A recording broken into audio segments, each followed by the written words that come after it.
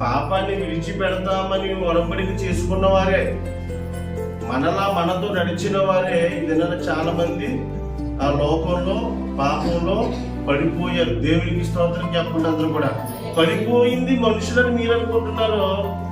ఏమంటే కూలిపోయింది దేవుని ఆలయం అని ఎవరంటున్నారు? దేవుడు అంటున్నాడు.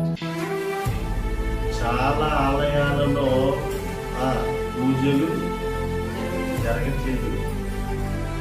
అంటే అసలు ఆ వారి నోటి మాటలు వాళ్ళకు ప్రార్థనే చేయట్లేదు. ఆలయం ఎవరిది? ఆలయం ఎవరిది? ఆలయం మీద హక్కు ఎవరిది? దేవుడి కదా. ఇప్పుడు ఈ దేహమైన ఆలయం మీద హక్కు ఎవరిది? దీంతో మన ఇష్టం వచ్చిందండి ఏది పడితే చేసేయచ్చా? చేయకూడదు కదా. అలా ఇప్పుడు మన కుటుంబాల్లో భర్త ఆలయం పడిపోలేదా?